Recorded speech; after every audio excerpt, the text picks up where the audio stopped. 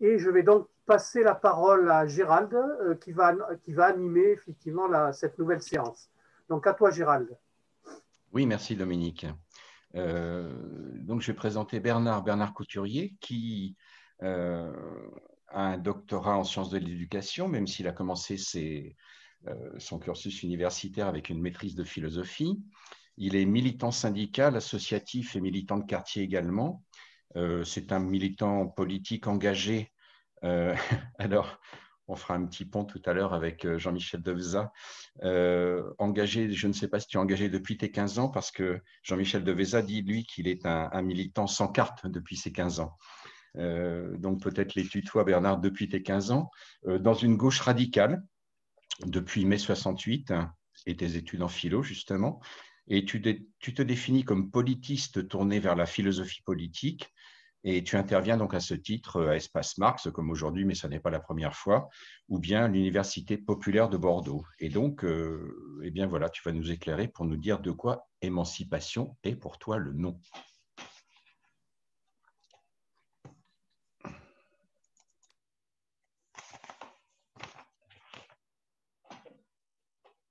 Bernard, il faut que tu actives ton micro. Dans le coin de ton écran à gauche. Ah oui, c'est bon. Voilà, très bon, Voilà. on t'entend. Alors, j'ai demi-heure, hein, c'est ça, à peu près 20-30 minutes. 20, d'accord. Bon. Alors, d'abord, pour construire mon exposé, je le mets sous l'égide d'une parole du poète Schiller qui a été reprise par Hegel, l'histoire du monde et le tribunal du monde. Alors, il y aurait sans doute beaucoup à dire sur cette formule apparemment simple, mais qui, en fait, en plus, lorsqu'on est germaniste, ce qui n'est pas mon cas, est en fait beaucoup plus complexe qu'elle n'y paraît. Mais donc, mon idée a été de revenir aux origines de l'émancipation pour tenter de comprendre ce qu'est l'émancipation aujourd'hui. Alors, et donc, mon idée, c'est que l'histoire de l'émancipation est le tribunal de l'émancipation. Alors, pour remonter aux origines, le terme d'émancipation est un terme pratiquement strictement juridique. C'est-à-dire que, d'une manière générale, on désigne par émancipation en latin, mais aussi en grec, on désigne par émancipation, émancipé, le statut d'une personne libre par opposition au statut de mineur, d'esclave ou de serf, selon les époques de l'histoire. Bon. Et il se trouve que, à partir de cette origine, ce terme se différencie et se diversifie dans trois directions. Alors, toujours dans la direction juridique, mais également dans une direction sociale et culturelle, et troisième direction, au sens politique. Alors maintenant, au sens politique, pas au sens politicien du terme ou institutionnel du terme, mais politique au sens de général, qui est d'ailleurs l'étymologie du terme politique, qui est le sens général qu'on pourrait traduire en français contemporain par le fait de faire société. Bon. Alors, donc voilà quelle est l'origine du terme et qui ensuite va déterminer tout le reste de son histoire. Et alors, d'emblée, il y a sur ce terrain-là aussi, parce que c'est sur toutes sortes d'autres terrains que ces deux origines se confrontent, c'est que si ce terme d'émancipation apparaît dans ses origines latines et également dans ses origines grecques, avec deux nuances, deux manières de se constituer différentes.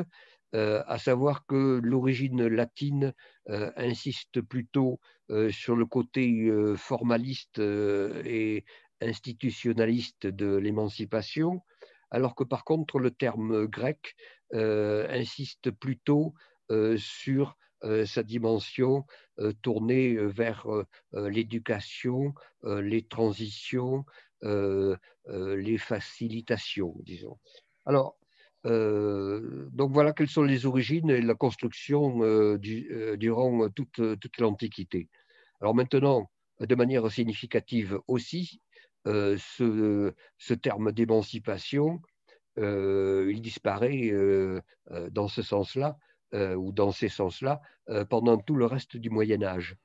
C'est-à-dire que, à vrai dire, on ne voit apparaître chez Thomas d'Aquin ou chez Augustin, les deux pères de l'Église, qui sont les deux penseurs qui, disons, dirigent les idées et l'évolution des idées pendant tout le Moyen Âge. Ces deux penseurs utilisent le mot émancipation, mais dans un sens, à la limite, qui est le contraire de l'émancipation héritée de l'Antiquité, dans la mesure où il s'agit de s'émanciper de toutes les pesanteurs terrestres pour se tourner exclusivement vers les libérations spirituelles. Alors, donc ce terme-là disparaît pendant le Moyen Âge pour ressurgir, alors sans doute pas un hasard, pour ressurgir à partir, disons, du XVe siècle, et donc, puisque nous sommes ici à Espace Marx, et donc dans une pensée matérialiste, avec évidemment les changements profonds au point de vue économique, socio, culturel, qui naissent avec l'apparition et la constitution de la bourgeoisie. Et alors, donc les trois exceptions qui sont donc la juridique, la politique et la culturelle, ces trois dimensions se redéveloppent à nouveau. Alors très brièvement, pour aller rapidement à l'histoire, au point de vue social et culturel, c'est évidemment la révolution cartésienne, c'est-à-dire la raison qui surmonte le doute et qui parvient à la vérité et qui se prolonge jusqu'aux Lumières. Au point de vue juridique, c'est évidemment l'émancipation de la bourgeoisie. Et au point de vue culturel, c'est l'éloge de la folie d'Erasme jusqu'aux œuvres du Marquis de Sade, qui montrent la nuance à la limite péjorative ou transgressive qu'il peut y avoir dans le terme d'émancipation. Bon. Alors, je vais rapidement là-dessus, parce que ça va se traduire, ce mouvement émancipateur qui culmine à la fin du XVIIIe siècle, il va se traduire notamment, mais je ne vais pas faire une géopolitique de l'émancipation, ça serait encore un autre sujet, ça va se traduire évidemment par deux grandes révolutions qui sont la Révolution française et la Révolution américaine. Alors, je m'appuierai surtout sur la Révolution française, dans la mesure où la Révolution américaine demanderait un traitement encore plus compliqué sur qu'est-ce que l'émancipation dans la Révolution américaine, avec évidemment en particulier la question qui demeure toujours de la place de l'esclavage dans la société américaine. Alors, pour rester dans l'histoire française, donc ce processus émancipateur, il se traduit dans la trilogie indissociable de liberté, égalité et fraternité. Bon. Alors, pour aller vite, cette trilogie avec tout ce qu'elle demanderait comme commentaire sur en quoi est-ce que la liberté renvoie à l'égalité, en quoi est-ce que la fraternité renvoie elle-même à la liberté. Bon, je renvoie aux premières années et aux utopies, entre guillemets, développées par les premières années de la Révolution française. Mais ce qu'il faut constater aujourd'hui, c'est que cette trilogie est en crise. Et que cette trilogie est en crise et que les autres traductions de cet esprit émancipateur hérité du XVIIIe siècle, cette émancipation, elle se traduit par des formules institutionnelles, juridiques, culturelles, qui doivent maintenant être réinterrogées. Alors, j'en donne juste quelques exemples. D'abord, ça renvoie à la formule de Hegel au départ sur qu'est-ce que le jugement et un bon jugement. C'est que l'émancipation, c'est la pensée libre, et institutionnellement d'ailleurs la libre pensée, mais manifestement, cette libre pensée est épuisée. C'est-à-dire que le cartésianisme, c'est-à-dire le doute méthodique d'une personne seule qui parvient à surmonter le doute et à établir la vérité, bon, cette démarche-là est en crise, alors évidemment, je fais référence à ce qui se passe avec maintenant l'émission des fake news, des faits alternatifs, des vérités alternatives, qui est un phénomène extrêmement préoccupant. Bon.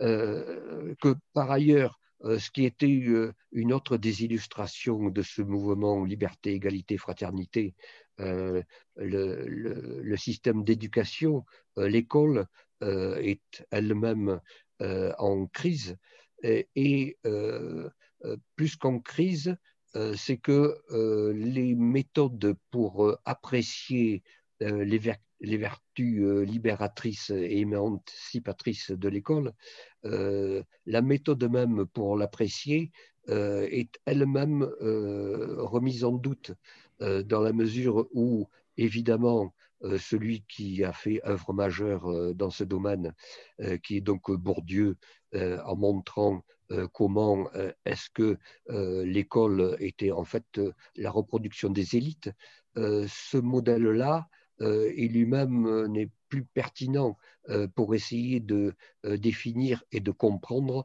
qu'est-ce qui manque dans les systèmes éducatifs contemporains, dans la mesure où précisément la constitution des élites, les réponses éducatives aux évolutions de la société ne correspondent plus à ce qui a été défini par Bourdieu.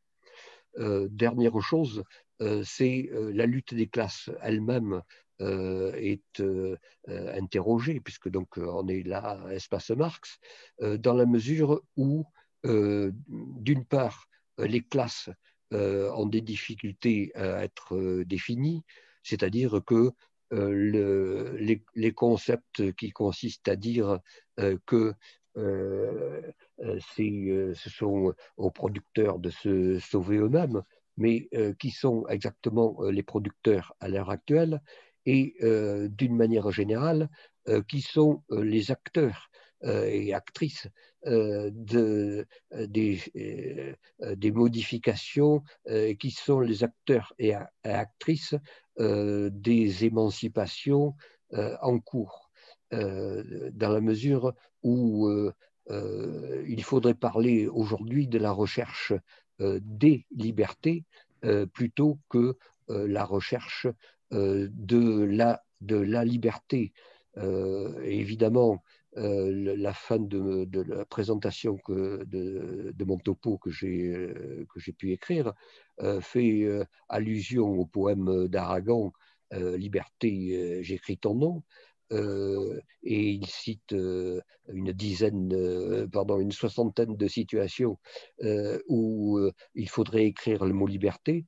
Le problème, c'est aujourd'hui, qu'est-ce que c'est que écrire liberté, parce que les processus émancipateurs manquent de formulation, de théorisation et de mise en pratique. Alors, en particulier, ce que je citerai comme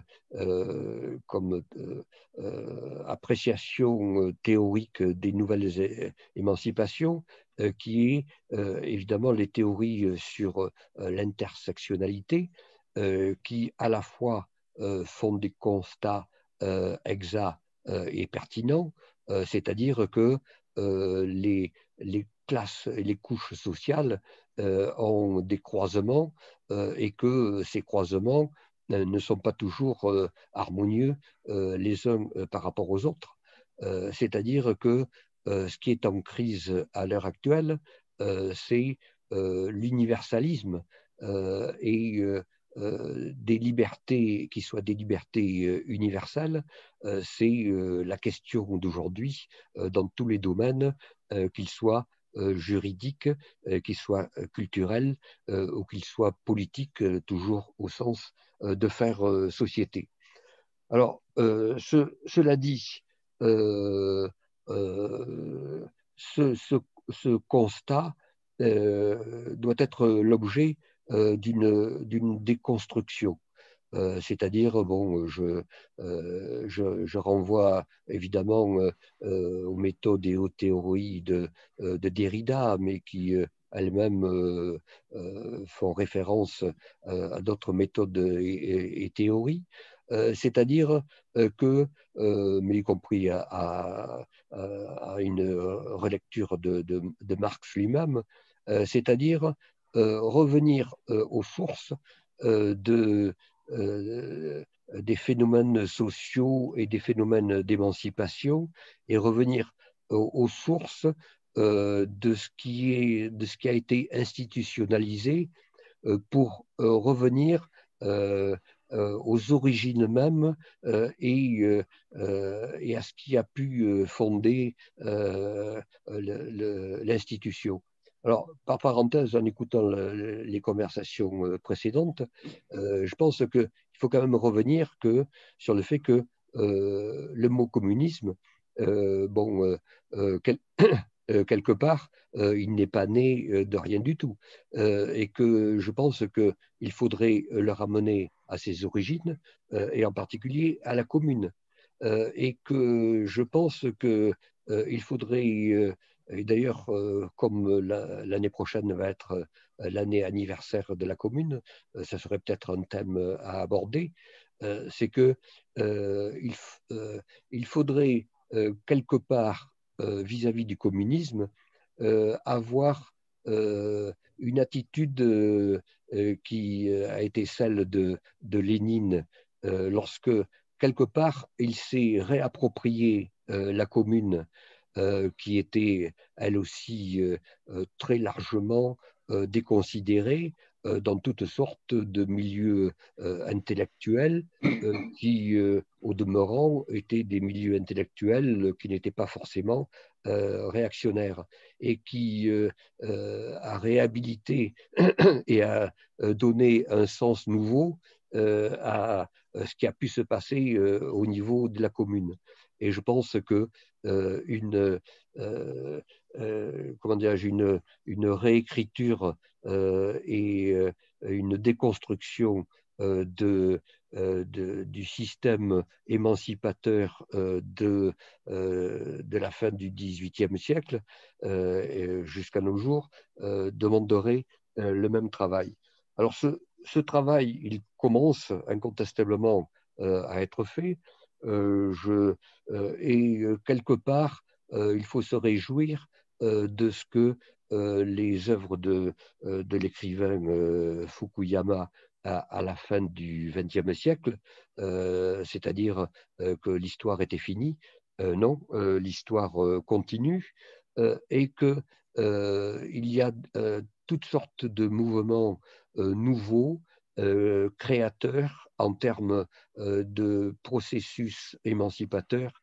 Donc j'en citerai quelques-uns en reprenant ce qui est un des thèmes favoris du politologue penseur Gus Massia et qui développe le fait que les travaux et les réflexions sur les biens communs et les nouvelles formes de propriété, les luttes contre le patriarcat, le contrôle de la finance et de la sortie de la dette, le care venu principalement de la philosophie sociale américaine, les transformations de la famille, la recherche d'une prospérité sans croissance, tout cela traduit un mouvement émancipateur qui cherche à se constituer en système émancipateur mondialisé. Alors, par contre, ce mouvement émancipateur mondialisé, il se heurte par contre aux réalisations possibles d'un autre auteur qui a eu son heure de gloire lui aussi à la fin du XXe siècle, qui est Huntington avec son idée de choc des civilisations. C'est le risque majeur qu'il y a dans notre époque. Alors, risque majeur qui s'appuie sur un double mouvement extrêmement dangereux sur le point de vue intellectuel et pratique, c'est-à-dire que tous ces mouvements émancipateurs nouveaux qui remettent en cause une série d'idéologies, de ce qui est devenu des idéologies et dont le communisme fait partie. Ces mouvements intellectuels en recherche de nouveaux modes d'émancipation peut se traduire par des mouvements d'individuation, d'individualisation que l'on voit à l'œuvre, c'est-à-dire que les mouvements émancipateurs peuvent être des mouvements de collectivisation spontanée, d'expression individuelle, et qu'il n'y a pas de recherche à faire pour transcrire en initiative collective un certain nombre d'initiatives individuelles. Bernard, je me permets de te signaler oui. que tu t'approches dangereusement des 30 minutes. Je te fais Bon, passer un petit papier virtuel. Hein. Excusez-moi, je finis, j'étais en train de lire mon plan.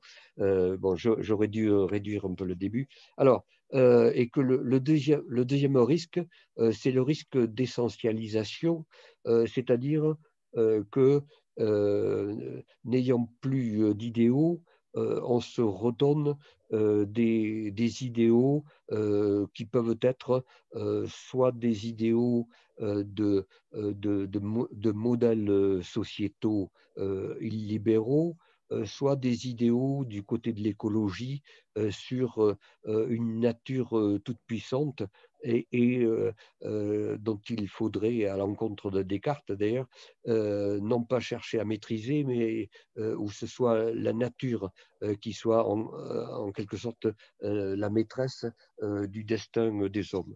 Et donc, bon, je finis rapidement sur le fait que toute la réflexion obsolète de maintenant, c'est que tout le processus émancipateur s'est constitué fin du XVIIIe siècle jusqu'à nos jours, essentiellement contre des systèmes monarchiques de droit divin, que nous sommes maintenant confrontés à des systèmes économiquement ultralibéraux et par ailleurs illibéraux dans l'autre sens du terme libéralisme, et que toute la difficulté est de voir par rapport au développement de ces systèmes en question, comment y opposer des systèmes idéologiques et pratiques qui soient émancipateurs. Voilà.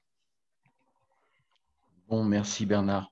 La discussion est ouverte. Je vous rappelle que si vous voulez prendre la parole, il faut simplement penser à activer votre micro. La petite fonction se trouvant en bas à gauche de votre écran, il suffit d'appuyer sur le « Activer le son ». Quelqu'une veut-elle intervenir?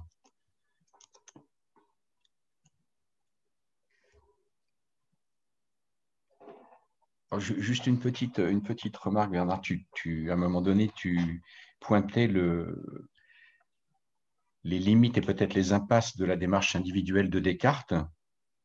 Tu disais que c'était une démarche qui était en crise. Je crois qu'on peut donner en contrepoint, évidemment, ça n'est pas tout à fait la même époque, c'est un peu plus tard, mais le travail de Marx, qui est à la fois un travail tout à fait individuel, encore qu'il travaille pas mal en couple avec Engels, et que la nature bien différente de son travail, c'est de travailler en relation forte avec un mouvement politique libérateur des ouvriers, par exemple. Donc, ça donne un contrepoint à la méthode de travail de Descartes. Il y a une réponse par rapport à ça ou éventuellement, si ça t'inspire pour réagir, ou sinon une intervention de quelqu'un. Bon, j'interviens tout de suite. Sur Descartes et Marx. Alors, le problème, enfin, qui est devenu un problème maintenant avec Descartes, c'est le solipsisme, c'est-à-dire que c'est en rentrant en soi-même que l'on parvient à la vérité. Et le problème de Descartes et du cartésianisme, c'est que pour ce qui est du plan pratique, il n'y a pas de pratique. C'est-à-dire que Descartes est pratiquement le seul philosophe qui n'est pas débouché sur un système moral, sauf ce qu'il appelle la morale par provision, qui consiste notamment à avoir une parole profondément conservatrice, qui consiste à dire que quand on va quelque part, on se plie aux lois et règlements de là où on est. Voilà. En attendant de trouver une morale qui soit fondée par sa pratique à lui, c'est-à-dire la réflexion individuelle qui définit un système moral. Et alors, par contre, pour ce qui est de Marx, je pense qu'il pourrait nous inspirer dans une recherche contemporaine, de la mesure où le parcours de Marx, alors, un instant, je reviens sur Descartes, et où Descartes a dit une grosse bêtise qui lui est régulièrement reproché maintenant, lorsqu'il a dit que l'homme devait se rendre comme maître et possesseur de la nature. Bon. Alors, on ne va pas lui faire le reproche 4 siècles après C'est un peu tard, oui. de dire ouais, mais tu n'avais pas vu la pollution et tout ça. Bon, ça non. Mais par contre, Descartes n'a jamais rien compris aux sciences expérimentales. Éventuellement, si vous voulez faire une lecture amusante, lisez la suite du discours de la méthode, où il parle de la circulation sanguine. C'est à mourir de rire. C'est-à-dire, on chauffe un peu quelque part, et comme ça chauffe, ça monte et puis ça circule, alors que par contre, exactement à la même époque, il y avait donc un scientifique anglais qui, lui, découvrait le principe de la circulation sanguine et faisait le constat voilà, problème, le cœur, c'est une machine qui fonctionne tout seul. Il n'y a pas, un quelconque moteur qui l'a fait fonctionner. Bon, mais alors donc je reviens rapidement à Marx. Marx, son processus, à la fois personnel et intellectuel, est beaucoup plus complexe.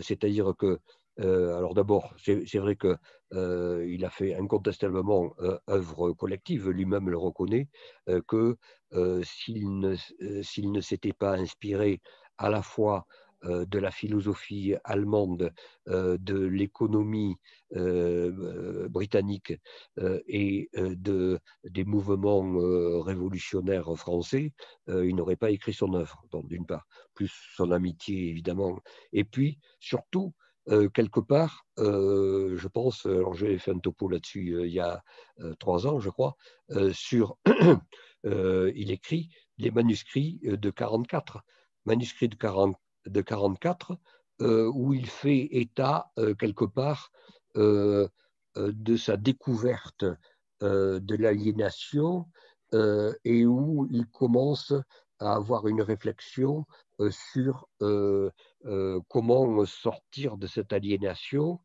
qui peut en sortir, mais tout ça est balbutiant, est une recherche pratique réelle pour aboutir. Et je pense que de ce côté-là, la querelle d'il y a maintenant plus de 50 ans de ça, entre Althusser et quelques autres, je pense que quelque part, toutes sortes de mouvements politiques ont figé la pensée de Marx, qui d'ailleurs lui-même disait qu'il n'était pas marxiste, dans un économisme et un mécanisme auquel je pense qu'il est étranger. Donc voilà, sur Ok. quelques réflexions. Et je pense qu'il faudrait renouer là aussi avec cette méthode de revenir sur ce que sont les oppressions et les mouvements émancipateurs d'aujourd'hui pour, à ce moment-là, en faire des théories sur ce qu'il y a à faire et ne pas faire. Voilà. J'avais une question Oui, Marie-Claude. concernant, à un moment donné, tu parles de l'intersectionnalité, mais j'aurais voulu savoir un peu plus sur ce que tu penses sur ce point, puisque tu as parlé, tu regardais les secteurs des émancipations en cours et ensuite tu as fait un parallèle avec l'universalisme. Et je ne sais pas si c'était une opposition ou si tu penses que l'intersectionnalité doit être vue comme un contraire. Je ne suis pas sûre. Voilà, moi, personnellement.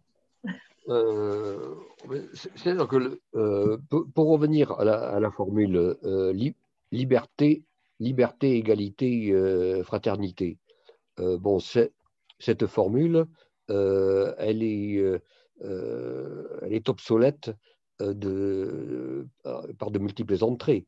D'abord, le terme de fraternité, c'est fraternité, c'est les frères. Bon. Et la sororité là-dedans, qu'est-ce qu'elle devient?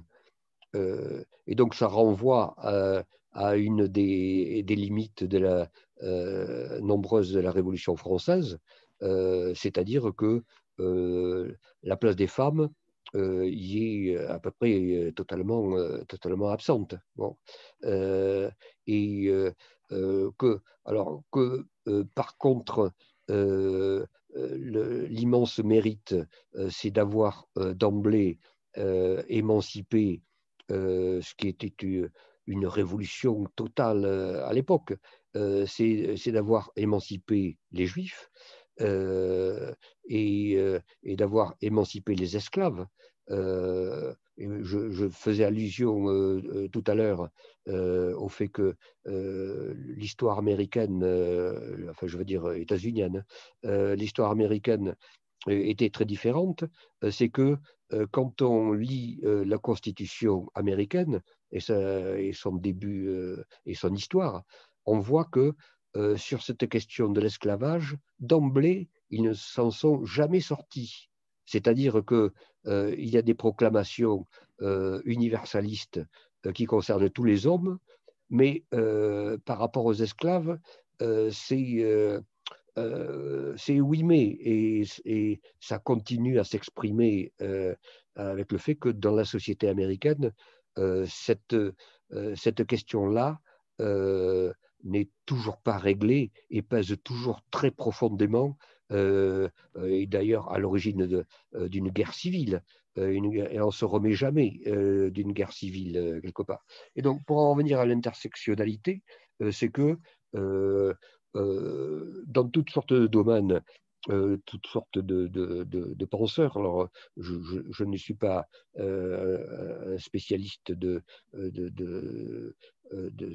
ce segment de réflexion, mais il y a toute une réflexion à juste titre sur le fait que, mais initiée plutôt par la philosophie anglo-saxonne, c'est-à-dire que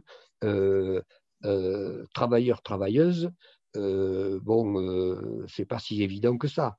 C'est-à-dire que une femme au travail, ça n'est pas la même chose, ni dans sa domination, ni dans son oppression, qu'un travailleur homme. Et ensuite, ça se recoupe encore par le fait que non seulement si c'est un travailleur qui est une travailleuse, mais que cette travailleuse, elle est en plus noire, ça recoupe encore des intersections de domination qui rendent l'émancipation et définir les règles de l'émancipation encore plus compliquées. Et alors, qui plus est, lorsque ces différentes émancipations deviennent concurrentielles. C'est-à-dire que la recherche, par exemple, de l'identité religieuse, à juste titre, hein, c'est la loi des 1905, cette identité religieuse entre plus qu'en intersectionnalité, en interconnexion et en interconflictualité avec d'autres revendications qui sont des revendications féministes. Et lorsque, à nouveau, ces revendications, à juste titre émancipatrices, entrent en contradiction avec des revendications classiques du mouvement ouvrier en termes de conditions de travail et en termes de temps de travail, rémunéré. C'est ce à quoi s'intéresse l'intersectionnalité aujourd'hui. Et sans avoir de réponse, il suffit de voir quels sont les débats à l'heure actuelle dans la société française comme dans beaucoup d'autres sociétés où on voit des concurrences mémorielles s'exprimer. Alors, concurrences mémorielles qui, par ailleurs, sont instrumentalisées par la mondialisation capitaliste dans laquelle nous nous trouvons maintenant. C'est-à-dire que cette mondialisation capitaliste, elle se traduit par un redéploiement en puissance régionale qui cherche à occuper et à devenir hégémonique et qui instrumentalise ces revendications à juste titre intersectionnelles dans des buts qui leur sont propres. Et c'est notamment ce qui se passe à l'heure actuelle avec les débats assez confus qu'il peut y avoir sur la laïcité et la réappropriation, la définition et la réappropriation de la laïcité aujourd'hui. Est-ce que, Dominique, par rapport au temps dont nous disposons, on a encore le temps d'une question? Bien, oui.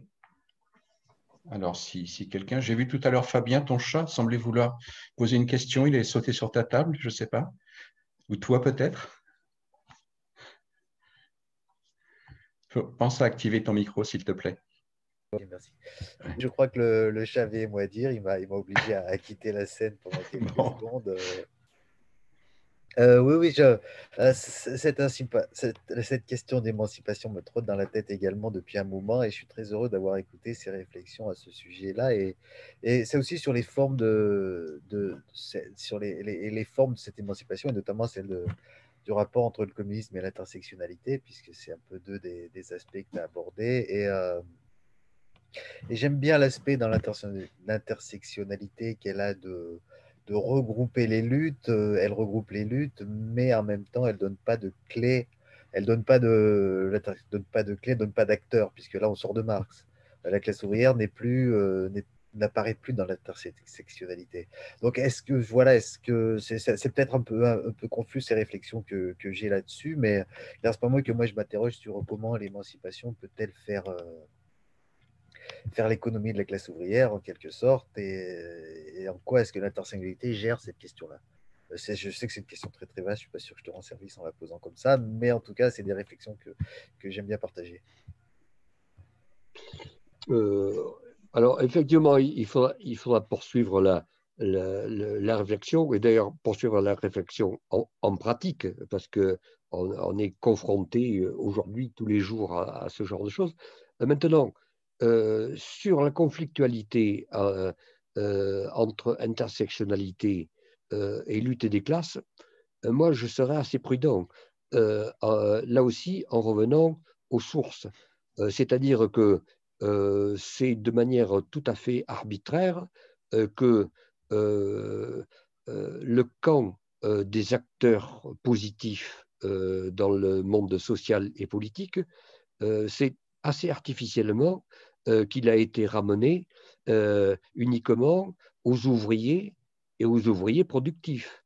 Lorsqu'on lit quand même l'ouvrage de base qui est le manifeste communiste, déjà, c'est assez compliqué. C'est-à-dire que, certes, il y a les bourgeois et les prolétaires, mais ensuite, chez les prolétaires, c'est un peu compliqué quand on lit la suite. C'est-à-dire que chez les prolétaires, il y a aussi le lumpenprolétariat, d'accord? Et puis, chez les bourgeois, c'est pas aussi simple que ça non plus.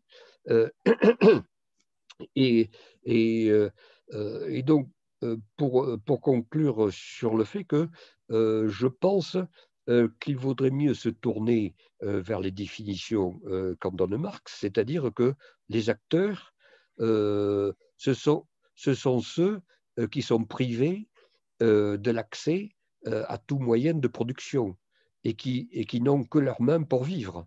Je pense que c'est plutôt vers ce type de réflexion adaptée au monde moderne qu'il faut se tourner vers qui sont les exploités, qui sont les exploiteurs et les moyens à déployer pour échapper à ça, en tenant compte que plutôt que se tourner vers uniquement ce qui est la lutte contre ceux qui sont les maîtres de la production, se tourner vers ceux qui sont les instigateurs des dominations. Production, domination, je pense que c'est vers cette distinction qu'il faudrait réfléchir pour définir ce que sont les nouveaux rapports de classe. Voilà. Très bien, merci. Merci beaucoup Bernard et merci aux intervenants et intervenantes. Est-ce qu'on se donne 5 minutes ou bien on embraye directement? Jean-Michel, est-ce